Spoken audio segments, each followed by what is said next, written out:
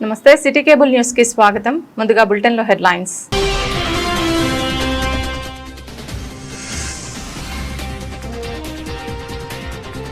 ప్రభుత్వ ఆదేశాలకు అనుగుణంగా ప్రజాపాలన ప్రగతి ప్రణాళిక కార్యక్రమాలు పకడ్బందీగా అమలు చేస్తామని వెల్లడించిన జిల్లా కలెక్టర్ గరిమా అగర్వాల్.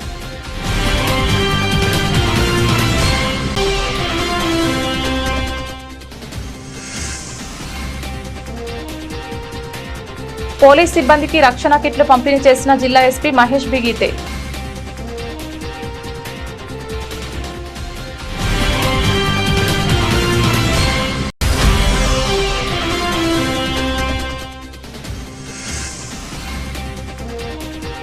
ఆరు గ్యారంటీలను అమలు చేయాలని ప్రజాపాలన ప్రగతి ప్రణాళికలో కోరిన మున్సిపల్ చైర్పర్సన్ జిందం కళ.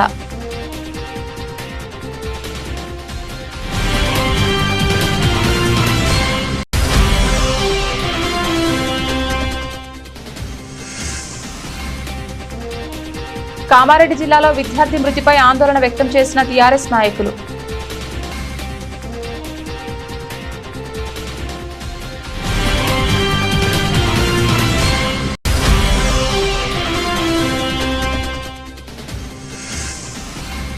రుద్రాలి హత్య నిందితుని వివరాలు వెల్లడించిన సిరిసిల్ల డీఎస్పీ నాగేంద్రచారి.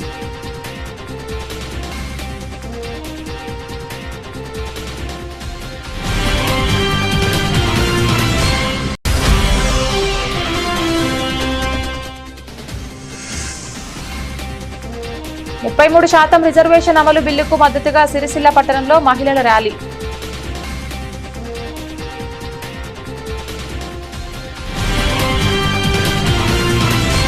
రాష్ట్ర ప్రభుత్వ ఆదేశాలకు అనుగుణంగా ప్రజాపాలన ప్రగతి ప్రణాళిక కార్యక్రమాలు పగడ్బందీగా అమలు చేస్తున్నామని జిల్లా కలెక్టర్ గరిమా అగర్వాల్ తెలిపారు. ప్రజాపాలన ప్రగతి ప్రణాళిక 99 రోజుల కార్యాచరణలో భాగంగా జిల్లాలోని అన్ని మండల కేంద్రాలు సిరిసిల్ల వేములవాడ మున్సిపల్ పరిధిలో నిర్వహించారు. ఇల్లంతకుంట మండల కేంద్రంలో ఈ రోజు మండల సభ నిర్వహించగా ముఖ్య అతిథిగా జిల్లా కలెక్టర్ గరిమా అగర్వాల్ హాజరయ్యారు. మండలంలోని ఆయా గ్రామాల సర్పంచ్లు, వార్డు సభ్యులు, మహిళా సంఘాల బాధ్యులు, రైతులు, ప్రజలు వేలాదిగా తరలివచ్చారు. కార్యక్రమాన్ని తెలంగాణ గీతంతో ప్రారంభించారు. అనంతరం సీఎం రేవంత్ రెడ్డి సందేశం వినిపించారు. అరై వలయ కింద ప్రతిజ్ఞ చేశారు. రోడ్డు భద్రతా నియమాలు వివరించారు.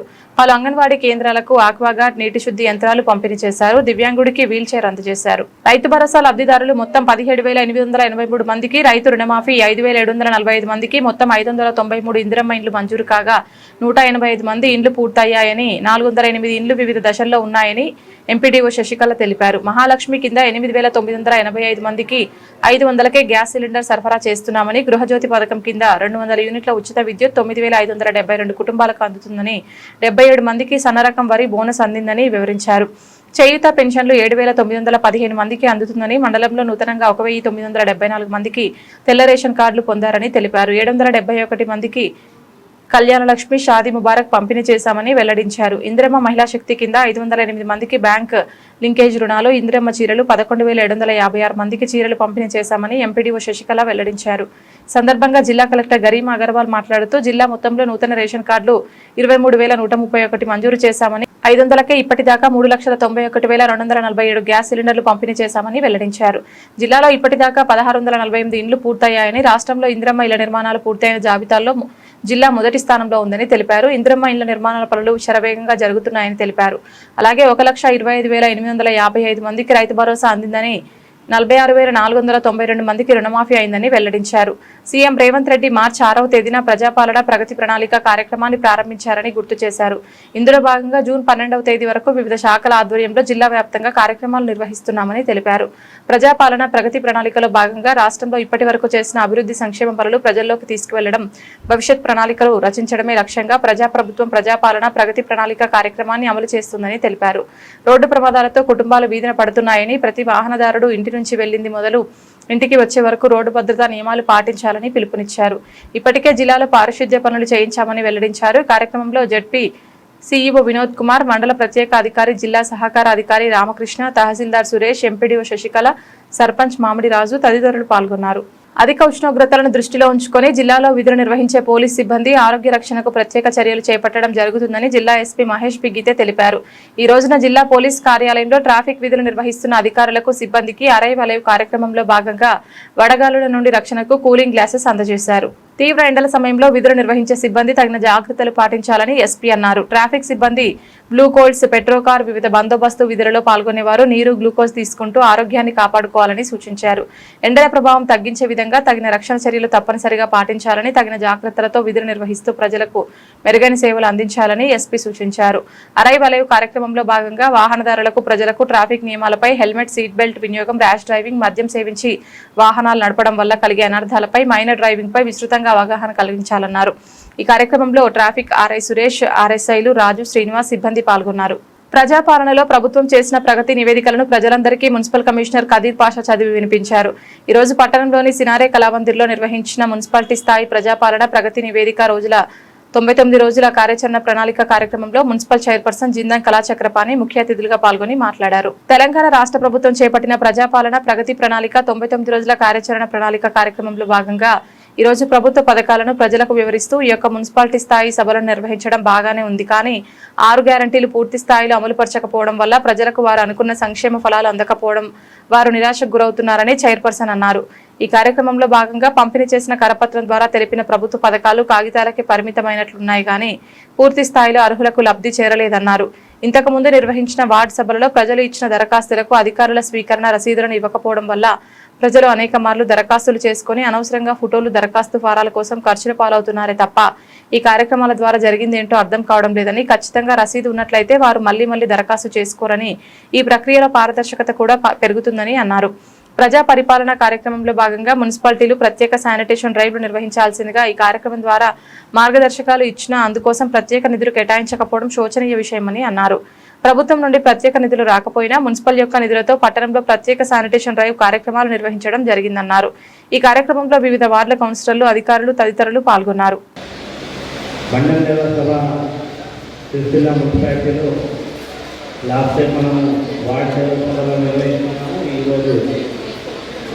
మండల దేవస్థానాలు ఆనందాన్ని వివిధ కార్యక్రమాలు మున్సిపాలిటీ ద్వారా వివిధ శాఖల ద్వారా చేపట్టడం జరుగుతుంది.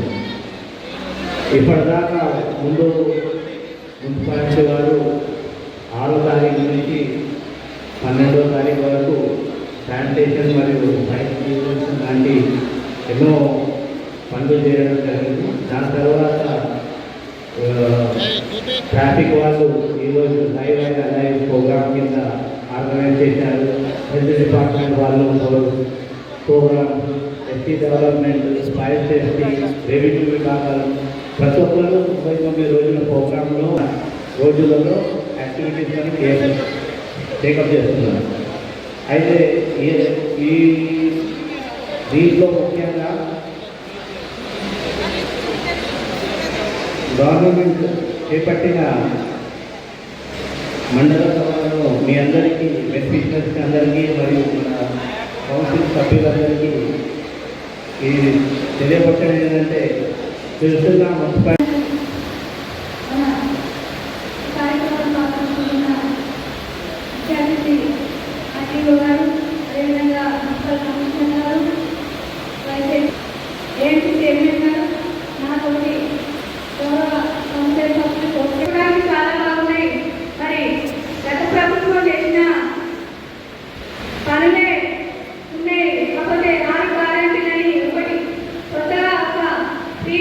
నాలుగు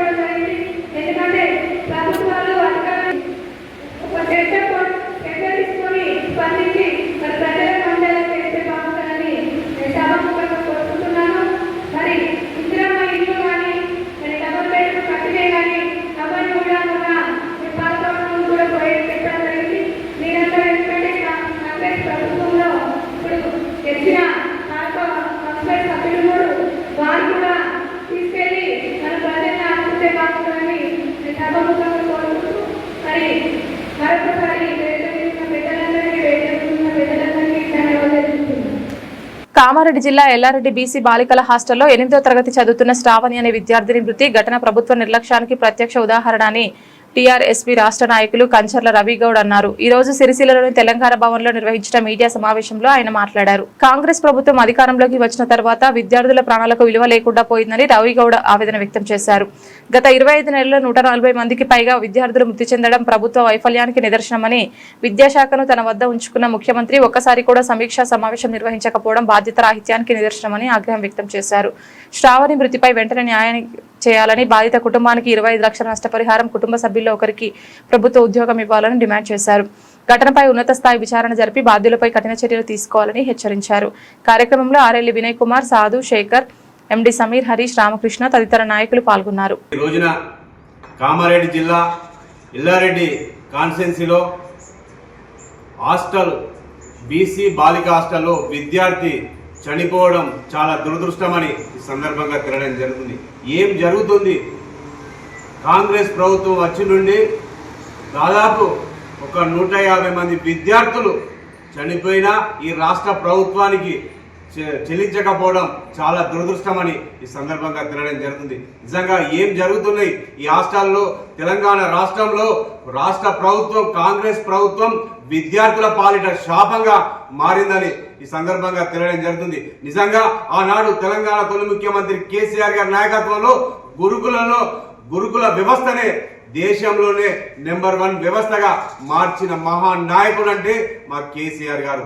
ఇప్పుడు తెలంగాణ రాష్ట్రంలో కాంగ్రెస్ పార్టీ అధికారంలోకి వచ్చిన తర్వాత ముఖ్యమంత్రి రేవంత్ రెడ్డి గారి నాయకత్వంలో పూర్తిగా విద్యా వ్యవస్థను పూర్తిగా నిర్లక్ష్యం చేస్తున్నారంటే ఈ కాంగ్రెస్ ప్రభుత్వం అని ఈ సందర్భంగా చెప్పక తప్పదని ఈ సందర్భంగా తిరగడం జరుగుతుంది. నిజంగా ఒక్క ముఖ్యమంత్రి గారి దగ్గరనే విద్యాశాఖను పెట్టుకొని ఈ వ్యవస్థ మురంగం మన విద్యార్థులు చనిపోతుంటే ఇంతవరకు స్పందించకపోవడం చాలా దురదృష్టమని ఈ సందర్భంగా తిరగడం జరుగుతుంది. ఒక విద్యార్థి, పేద విద్యార్థి, తెలంగాణలో పేద విద్యార్థులే హాస్టల్లో చదువుతారు. హాస్టల్లో చదివే విద్యార్థి తల్లిదండ్రులు వాళ్ళను ఎంతో ఉన్నత స్థాయిలో చూడాలని మన తల్లిదండ్రులు పంపిస్తే మన విద్యార్థులు పూర్తిగా ఈ రాష్ట్ర ప్రభుత్వం వాళ్ళను పొట్టన పెట్టుకుంటుందని ఈ సందర్భంగా తిరగడం జరుగుతుంది. తల్లిదండ్రులకు పుత్రశోకం మిలిచిన ఘనత అంటే ఈ కాంగ్రెస్ పార్టీకి దక్కుతుంది, అలాగే రేవంత్ రెడ్డికి దక్కుతుందని ఈ సందర్భంగా తిరగడం జరుగుతుంది. నిజంగా ముఖ్యమంత్రి గారు, మీరు ఇన్ని సంఘటనలు జరిగినా ఎందుకు రివ్యూ మీటింగ్ పెట్టడం లేదని మేము నిజంగా అడగడం జరుగుతుంది. ఖచ్చితంగా దానికి బాధ్యత ఈ రాష్ట్ర ప్రభుత్వం, ముఖ్యమంత్రి రేవంత్ రెడ్డి గారే బాధ్యత వహించాలని మేము బీఆర్ఎస్ పార్టీ పక్షాన డిమాండ్ చేస్తున్నాం. వారి కుటుంబాన్ని ప్రభుత్వం ఖచ్చితంగా ఆదుకొని 25 లక్షల రూపాయలు వాళ్ళకు నష్టపరిహారం ఇవ్వాలి. అలాగే వారి కుటుంబంలో ఒకరికి ప్రభుత్వ పరంగా ఉద్యోగం ఇవ్వాలని మేము బీఆర్ఎస్ పార్టీ పక్షాన డిమాండ్ చేయడం జరుగుతుంది. ఇన్ని సంఘటనలు జరిగినా, దాదాపు 25 నెలలు గడుస్తున్నా ఇన్ని సంఘటనలు జరిగినా నోరు మెదపడకపోవడం చాలా దురదృష్టమని ఈ సందర్భంగా తిరగడం జరుగుతుంది. మీరు తెలంగాణలో కేసీఆర్ ఆనవాళ్ళు లేకుండా చేస్తా అంటున్నారంటే ఇవేనాని మేము ఈ సందర్భంగా అనడం జరుగుతుంది. మీరు తెలంగాణ రాష్ట్రంలో కేసీఆర్ గారి నాయకత్వంలో ఎంత విద్యా వ్యవస్థ తెలంగాణ కాకుండా భారతదేశంలోనే నెంబర్ 1 గా నిలిచిన మహానాయకుడు మా కేసీఆర్ గారు నిలిపినట్టు ఇప్పుడు మీరు విద్యార్థుల పాలిటంగా శాపంగా మారినని ఈ సందర్భంగా తెలియజేయడం. ఏం జరిగినా ఖచ్చితంగా విద్యార్థికి న్యాయం చేయాలని, కుటుంబానికి న్యాయం చేయాలని మేము బీఆర్ఎస్ పార్టీ పక్షాన డిమాండ్ చేస్తున్నాం. రానున్న రోజుల్లో విద్యార్థులకు ఏమి జరిగినా పూర్తి బాధ్యత కాంగ్రెస్ ప్రభుత్వం, కాంగ్రెస్ ముఖ్యమంత్రి గారే అని సందర్భంగా తెలియడం జరుగుతుంది. విద్యార్థులకు ఏ కష్టం వచ్చినా, ఏ నష్టం వచ్చినా బీఆర్ఎస్ పార్టీ వర్కింగ్ ప్రెసిడెంట్ గారు కేటీఆర్ గారి నాయకత్వంలో మేము అండగా నిలబడతామని ఈ సందర్భంగా తెలియడం జరుగుతుంది. ఖచ్చితంగా ఆ కుటుంబాన్ని ప్రభుత్వం ఆదుకొని 25 లక్షలు నష్టపరిహారం ఇవ్వాలి. అలాగే మరోసారి తెలియజేస్తున్నాం. వాళ్ళ కుటుంబంలో ఒకరికి ఉద్యోగం కూడా ఇవ్వాలని మేము బీఆర్ఎస్ పార్టీ పక్షాన డిమాండ్ చేస్తున్నాం.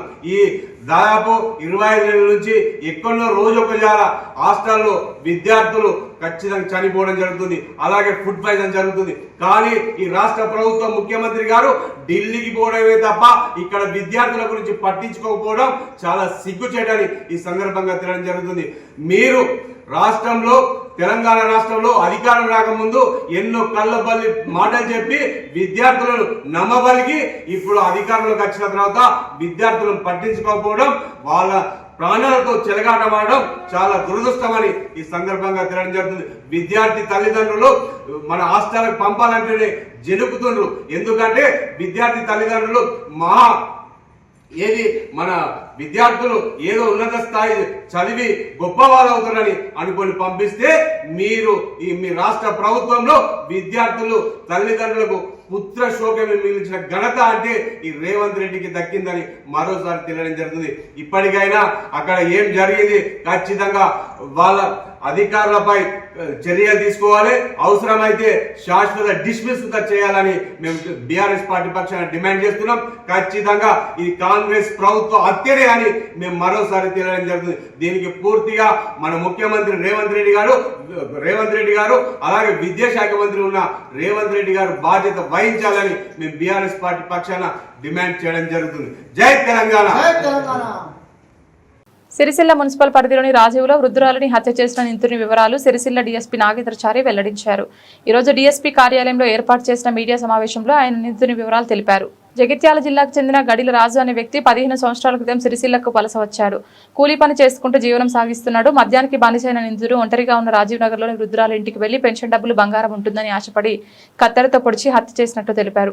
ఆమె వద్ద దొంగిలించిన 2000 నగదు, బ్యాంక్ పాస్ బుక్లు స్వాధీనం చేసుకున్నట్లు తెలిపారు. ఈ సమావేశంలో పట్టణ సీఏ శ్రీనివాస్, ఐడి పార్టీ సిబ్బంది తదితరులు ఉన్నారు. 13వ తారీఖు కోనలక్ష్మి ఒక 75 ఇయర్స్ పెద్ద మనిషి, ఇద్దరు కొడుకులు ఉంటారు. ఆమె ఇద్దరు కొడుకులు వేరు వేరు ప్రాంతాలు ఉంటే ఆమె ఒంటరిగా ఉంటుంది. ఒంటరిగా ఉండే ఆమెను ఈ గడిల రాజు అనే టైంని ఇతను సత్తయ్య 55 ఇయర్స్ అదే ప్రాంతం ఉంటాడు, దగ్గర ప్రాంతంలో. ఆయన చూసి చాలా నుంచి గమనించి ఒంటరిగా ఉంటానని చెప్పేసి గమనించి ఆమెను చంపడం ద్వారా ఆమెకు వచ్చే పింఛన్ డబ్బులు లేకపోతే ఆమె దగ్గర బంగారమైన ఉంటాయని చెప్పేసి ఆలోచన చేసి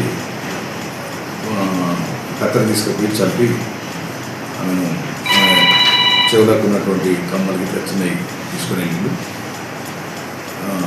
ఇది టెక్నికల్ ఆధారంతో సిఐ సిరిసిల్ల టౌన్ తర్వాత అతని సిబ్బంది వీళ్ళందరూ కలిసి ఐడి పార్టీ వాళ్ళందరూ కలిసి లోకల్ ఇన్ఫర్మేషన్ తోటి చేయగలిగింది.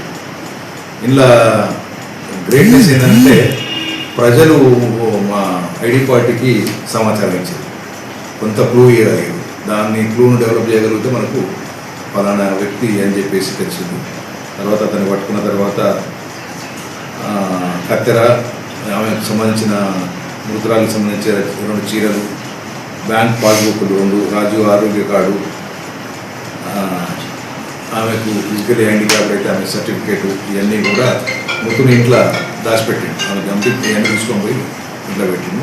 అవన్నీ కూడా చేసుకోవడం, అది రికవర్ చేయడం జరిగింది.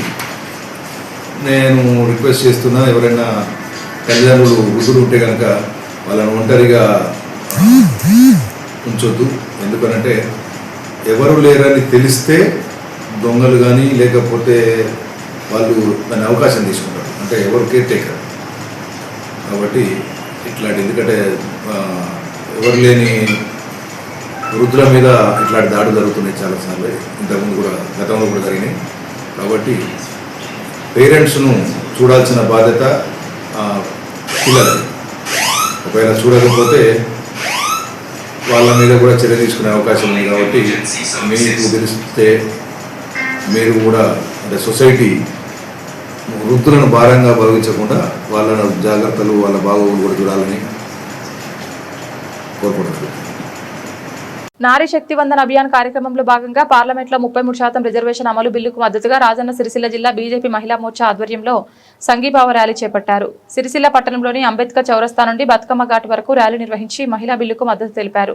ఈ కార్యక్రమంలో ముఖ్య అతిథిగా బీజేపీ రాష్ట్ర కార్యవర్గ సభ్యురాలు కీర్తిరెడ్డి, మహిళా నాయకురాలు చెన్నమనేని దీప, మహిళా మోర్చా అధ్యక్షురాలు పల్లం అన్నపూర్ణ, బీజేపీ జిల్లా అధ్యక్షులు రెడ్డబోయిన గోపి, మహిళా కార్యకర్తలు, మహిళలు పాల్గొన్నారు. నారీ శక్తి వందన్ అభియాన్ బిల్లు పార్లమెంట్లో ప్రవేశపెట్టడం చారిత్రాత్మకమని బీజేపీ రాష్ట్ర కార్యవర్గ సభ్యురాలు కీర్తిరెడ్డి అన్నారు. సమాజంలో మహిళల పట్ల సమానత్వం ఉండేలా బీజేపీ ప్రభుత్వం మహిళా బిల్లు అమలుకు శ్రీకారం చుట్టడం మహిళలకు దక్కిన గౌరవమన్నారు. బీజేపీ ప్రభుత్వం అధికారంలోకి వచ్చిన తర్వాత ప్రధాని నరేంద్ర మోడీ నాయకత్వంలో దేశంలో మహిళలను ఉన్నత హోదా కల్పించారని స్పష్టం చేశారు. 60 ఏళ్లు కాంగ్రెస్ ప్రభుత్వం అధికారంలో ఉండి కూడా మహిళలకు గౌరవం దక్కలేదన్నారు. ఈ మహిళా బిల్లుతో డిలిమిటేషన్ ద్వారా చట్టసభల్లో మహిళలు ప్రాధాన్యత పెరుగుతుందన్నారు. రాబోయే రోజుల్లో మహిళలు రాజకీయంగా ఎంతో ఎదుగుతారని ఆశాభావం వ్యక్తం చేశారు. చారిత్రకమైన రోజు నారీ శక్తి వందన్ అభియాన్ కార్యక్రమం ఏదైతే బిల్లు పార్లమెంట్ లో ప్రవేశపెడుతున్న సందర్భంలో రాజన్న సిరిసిల్ల జిల్లా మహిళా మోర్చా ఆధ్వర్యంలో ఇక్కడ ఆ బిల్లుకు మద్దతుగా ఈ రోజు సంఘీభావం తెలపడం జరిగింది. 19వ శతాబ్దం నుండి మహాత్మా జ్యోతిరావు పూలే గారు కానీ, డాక్టర్ బిఆర్ అంబేద్కర్ గారు కానీ ఏదైతే లింగ వివక్ష ఉండొద్దు, సమాజంలో అంతరాలు ఉండొద్దు, సమానత్వం కావాలని ఎప్పటికెళ్ళైతే సూచన చేసి కొట్లాడుతుండ్రో వాటి ఆశయాలను ఇలా పరిపూర్ణం చేయడం కోసం భారత ప్రభుత్వం గౌరవ నరేంద్ర మోదీ ప్రధానమంత్రి గారి ఆధ్వర్యంలో మహిళలకు 33% అసెంబ్లీ నుండి పార్లమెంటు దాకా అవకాశాలను కల్పిస్తూ బిల్లును ప్రవేశపెట్టడం, గత 30 సంవత్సరాలుగా పార్లమెంట్ లో ఆ బిల్లు పెండింగ్ ఉండడం, వివిధ రాజకీయ పార్టీలు స్వతంత్రం వచ్చినప్పటి నుండి దేశాన్ని పాలించినా గానీ మహిళల సాధికారత వాళ్ళకు నెలకొల్పే పరిస్థితులు లేకుండా పోయింది. మరి ఈ రోజు గౌరవ నరేంద్ర మోదీ గారు విశ్వ విపణిలో భారతదేశాన్ని విశ్వ గురువుగా ఏర్పాటు చేస్తూ దేశంలో ఉన్న మహిళలందరికీ సమానత్వం, సాధికారత కావాలని ఈ రోజు ఈ బిల్లు ప్రవేశపెడుతున్నారు కనుక మేమందరం దానికి సంఘీభావం ప్రకటిస్తూ వారికి వేల వేల వందనాలు చేస్తున్నాం. భారత్ మాతాకి జై. ఒక చారిత్రాత్మకమైన బిల్, ఎంతో మంది మహిళలు ఎదురు చూస్తున్న, వాళ్ళు భవిష్యత్తుకు బాట వేసే బిల్ ఈరోజు డిస్కషన్కి పెట్టి ఇంప్లిమెంటేషన్కి 16, 17, 18 ఈ 3 రోజులు డిస్కస్ చేసి దాన్ని పాస్ చేయడానికి మన బీజేపీ ప్రభుత్వం కృషి చేస్తుంది. డెఫినెట్గా ఇది పాస్ అవుద్ది. ఎంతోమంది మహిళలకి ఇది బంగారు బాట అవుతుంది. ఈ బిల్లు ప్రవేశపెట్టడం వల్ల ఈ డీలిమిటేషన్ కూడా యాక్టివేట్ అయ్యి డీలిమిటేషన్తో సుమారు 300 సీట్లు పెరుగుతాయి. ఆ 300 సీట్లలో ఈ 250 సీట్లు మా మహిళలకు వచ్చే 250 సీట్లు మా మహిళలకి ఇచ్చే అవకాశం ఉంది. దీనివల్ల ఎంతో మందికి లోక్సభకి, రాజ్యసభకి, ఎమ్మెల్యే పదవులకి, కార్పొరేటర్లకి, ఎలక్టోరియల్ పాలిటిక్స్లో పాలసీ మేకర్స్గా లీడ్ చేయడానికి మహిళలందరికీ అవకాశం వస్తుంది. ఇలాంటి బిల్లుని ఇది ఎప్పుడో జరగాల్సింది. ఎన్నో ఏళ్ల పోరాటం, మహిళల పోరాటం, నాయకుల పోరాటం, అందరు 30 ఏళ్ల నుంచి బిల్లు పెట్టినా ఎప్పుడో జరగాల్సిన కరెక్షన్ ఇప్పుడు జరుగుతుంది. ఎప్పుడో జరిగిన తప్పిదం ఇప్పుడు సరి అవుతుంది. ఇలా ఎన్నో తప్పిదాలు కాంగ్రెస్ ప్రభుత్వంలో 60 ఏళ్ల పాలనలో జరిగినవన్నీ మన మోడీ గారు ఆయన హయాములో క్లియర్ చేస్తున్నారు. అంటే అవన్నీ సరిదిద్దుతున్నారు. ఇలా 370 ఆర్టికల్ 370 కానీ, వక్ఫ్ బోర్డు కానీ, ఉమెన్ రిజర్వేషన్ బిల్లు కానీ, ఇలా ఎన్నో తప్పిదాలు ఎప్పుడో జరగాల్సినవి ఇప్పుడు చేయాల్సిన పరిస్థితి రావడం చాలా అవమానకరం. మనకి ఈ 10 ఏళ్ల పాలనలో సంరక్షణ నుంచి నాయకత్వానికి తీసుకురావడానికి మహిళలకి ఇంత టైం పట్టింది. ఈ నాయకత్వానికి అవకాశం ఇచ్చిన మోడీ గారికి మా మహిళా మనులందరూ వందనాలు ఇస్తున్నాము. చాలా సంతోషకరమైన విషయం ఇది. ఈ 30% రావడానికి ఇన్నేళ్లు పట్టడం అవమానకరం భారతదేశానికి. బట్ అట్లాగే మేమందరం భారతదేశంలో పుట్టినందుకు చాలా గర్విస్తున్నాము. భారతదేశంలో మోడీ గారి హయాంలో మహిళకి ఇచ్చిన గౌరవం ఏ హయాంలో జరగలేదు. అధ్యక్షులుగా ఉండడం అంటే ఇందిరాగాంధీ, సోనియా గాంధీ, ప్రియాంక గాంధీ అధ్యక్షులుగా ఉండడం కాదు, మహిళా సాధికారతకు తేవడం, అందరికీ సమపరాల్లో అవకాశం ఇవ్వడం కరెక్ట్ అయిన నాయకత్వం. మన నిర్మలా సీతారామన్ గారు చూస్తే ఆయన ఆవిడ డిఫెన్స్ మినిస్ట్రీ ఇస్తారంటే ఒక దేశ సంరక్షణ చేసే రోల్లో ఆమెను పెట్టారు. తర్వాత దేశ ఆర్థిక పరిస్థితిని కూడా ఆవిడకే ఇచ్చారు. అంటే ఇలాంటి క్రూషియల్ రోల్స్ లైక్ దేశ సంరక్షణ, ఫైనాన్షియల్ రోలు రెండు కూడా ఆవిడకి ఆర్థిక రోలు ఆవిడకే ఇవ్వడం మన చూసుకోవాలా. అట్లానే మన ఇండియన్ ప్రెసిడెంట్ ద్రౌపది ముర్ము గారికి ఆవిడ ఒక గిరిజన మహిళ అయినా ఆవిడకి అవకాశం ఇచ్చారు. ఇలాంటి చారిత్రాత్మక నిర్ణయాలు తీసుకునే ప్రభుత్వం ఓన్లీ మన బీజేపీ ప్రభుత్వం. ఇలా ఎన్నో ఇంకా యూనిఫామ్ సివిల్ కోడ్ కానీ, 1 నేషన్ 1 ఎలక్షన్ కానీ, నెక్స్ట్ 1 నేషన్ 1 ఎలక్షన్ కానీ, ఇలాంటివన్నీ చారిత్రాత్మక నిర్ణయాలు తీసుకొని ఇంకా బ్రహ్మాండమైన పాలన చేస్తారు. ఇప్పుడు ఈ 33%తో మా మహిళలకి శక్తినిచ్చిన వారయ్యారు. ఈ పాలనలో ఎలా ఉంటుందో మీరు ముందు చూస్తారు. దేవత అంటారు. అంటే ఎక్కడైతే మహిళలు పూజింపబడతారో మరి అక్కడ దేవతలు సంచరిస్తారని చెప్పి మన పురాణ గ్రంథాల్లో చెప్పడం జరిగింది. మరి ఇదే ఆలోచనకి దీన్ని ప్రతిబింబిస్తూ మరి మన ప్రధానమంత్రి నరేంద్ర మోడీ గారు మహిళల్ని అన్ని రంగాల్లో ముందుకు తీసుకురావాలని చెప్పి ఎంతో కృషి చేస్తున్నారు. గత 12 సంవత్సరాల నుంచి మరి ఆర్థికంగా, సామాజికంగా అన్ని రంగాల్లో మహిళల్ని ముందుకు తేవాలని చెప్పి ఎన్నో కార్యక్రమాలు తీసుకొచ్చిండ్రు. మరి బేటీ బచావ్ బేటీ పఢావ్ అనే అభియాన్, తర్వాత ఉజ్వల గ్యాస్ స్కీమ్సే కావచ్చు, తర్వాత మన డ్రోన్ దీదీయే కావచ్చు, శక్తి మిషన్ అని చెప్పి, తర్వాత మరి స్వచ్ఛ భారత్ లో మరుగుదొడ్లు కట్టేయడం వల్ల మన దేశంలో కనీసం ఒక 12 కోట్ల మరుగుదొడ్లు కట్టివ్వడం జరిగింది. మరి మహిళల ఆత్మగౌరవానికి అదొక చిహ్నంగా చెప్పొచ్చు. మరి ఇటువంటి ఎన్నో స్కీమ్లు నరేంద్ర మోడీ గారు తీసుకొచ్చిండ్రు. మరి ఇప్పుడు రాజకీయంగా కూడా మహిళల్ని ముందుకు తీసుకురావాలనే ఆలోచనతోని మరి గత 40 సంవత్సరాల నుంచి మన భారతదేశంలో మహిళల కళ ఇది ఏంటిదంటే మహిళా బిల్ తీసుకురావాలని. ఎప్పుడో 40 సంవత్సరాల క్రితం దీనికి బీజం పడింది, కానీ అది ఎప్పుడు ముందుకు రాలేదు. ఇదివరకు ఒకసారి అది రాజ్యసభలో కాంగ్రెస్ హయాంలో పాస్ అయినా కానీ మళ్ళీ లోక్సభలో పాస్ కాలేదు. దాని తర్వాత దాన్ని పక్కన పడేసిండ్రు. మరి నరేంద్ర మోడీ గారు వచ్చిన తర్వాత దాన్ని వెలికి తీసుకొచ్చిండ్రు. మరి సెప్టెంబర్ 2023వ సంవత్సరంలో మరి ఈ బిల్లు ఆమోదం పొందింది. కానీ అది డీలిమిటేషన్ తర్వాతనే, అంటే 2034 ఏదైతే ఎలక్షన్ జరగబోనుందో ఆ సార్వత్రిక ఎలక్షన్ లోనే అది అప్లై అవుతుందని చెప్పి ఉండే. కానీ మరి ఇది ముందస్తుగా తీసుకురావాలి, మహిళలకి తొందరగా మనము ఈ రిజర్వేషన్, ఈ హక్కు కల్పించాలని చెప్పి ఆలోచనతోని. ఎందుకంటే మరి మన ఏదైతే బిఆర్ అంబేద్కర్ గారు ఉన్నారో వారు ఏం చెప్పడం జరిగిందంటే, మనం ఎప్పుడైతే మహిళల్ని ముందుకు తీసుకొస్తామో భారతదేశం లోపల అప్పుడే మనము ప్రగతి చెందుతామని చెప్పి, మరి వారి ఆలోచనలకు అనుగుణంగానే మరి మోడీ గారు ఇవాళ ఈ బిల్ని తీసుకురావడం జరిగింది. మరి చాలా సంతోషంగా ఉంది మహిళలందరికీ. ఎందుకంటే రాజ్యాధికారంలో మహిళలు ఇప్పుడు చూస్తే ప్రస్తుతం అన్ని రంగాల్లో ముందున్నారు. వాళ్ళు ఏ రంగంలో చూసినా కానీ మహిళలు ఉన్నారు. మరి నరేంద్ర మోడీ గారి హయాంలో మీరు చూస్తే ఆర్మీలో, డిఫెన్స్ లో కూడా చాలా మంది మహిళలకు అవకాశాలు దొరుకుతున్నాయి. మరి అన్ని రంగాల్లో ఉన్నారు. కానీ మరి మనము రాజ్యాధికారం కనుక మన చేతిలో ఉంటేనే అప్పుడే మనము ఒక విశిష్టమైన పాత్ర పోషించవచ్చు, మన హక్కుల కోసం మనం పోరాడవచ్చు, తర్వాత మన పక్షాన మనం నిర్ణయాలు తీసుకోవడానికి మనకు అవకాశం ఉంటుంది. ఎందుకంటే మహిళలు పురుషుల కంటే ఏ విధంగా కూడా తక్కువ కాదు, ఇంకా పురుషుల కంటే ఎక్కువ మహిళలు ఎన్నో రోల్స్ లో వాళ్ళు చూస్తే వారి గొప్పతనం చాటుకుంటారు. కాబట్టి మరి ఇదివరకు ఇంతకు ముందు శిల్పారెడ్డి గారు చెప్పినట్టు మరి ద్రౌపది ముర్ము గారు అయితేనేమి, మరి నిర్మలా సీతారామన్ గారు అయితేనేమి, మరి ఇంత పెద్ద హోదాలు మహిళలకి ఇవ్వడం అనేది మరి కేవలం నరేంద్ర మోడీ గారే అది చేయడం జరిగింది. కాబట్టి మరి ఈ రాజన్న సిరిసిల్ల జిల్లా మహిళా మనులు అందరి తరఫున కూడా మరి నేను శిరస వహించి నరేంద్ర మోడీ గారికి కృతజ్ఞతలు తెలుపుతున్నాను. ధన్యవాదాలు. బులెటిన్ ముగించే ముందు హెడ్లైన్స్ మరొకసారి.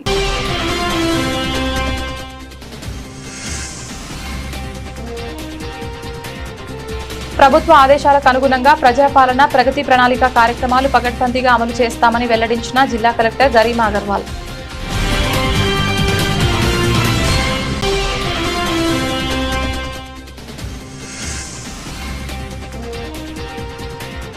పోలీస్ సిబ్బందికి రక్షణ కిట్లు పంపిణీ చేసిన జిల్లా ఎస్పీ మహేష్ బిగీతే.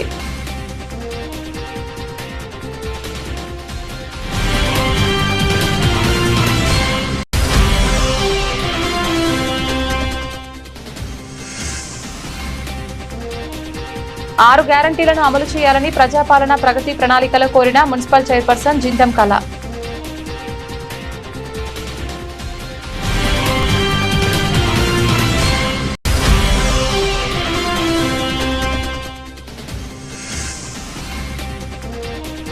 కామారెడ్డి జిల్లాలో విద్యార్థి మృతిపై ఆందోళన వ్యక్తం చేసిన టీఆర్ఎస్ నాయకులు.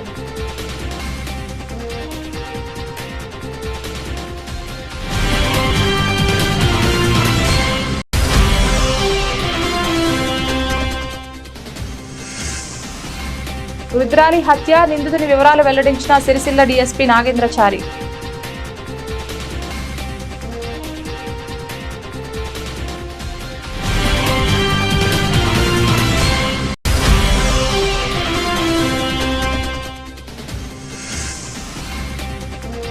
ముప్పై 33% రిజర్వేషన్ అమలు బిల్లుకు మద్దతుగా సిరిసిల్ల పట్టణంలో మహిళల ర్యాలీ.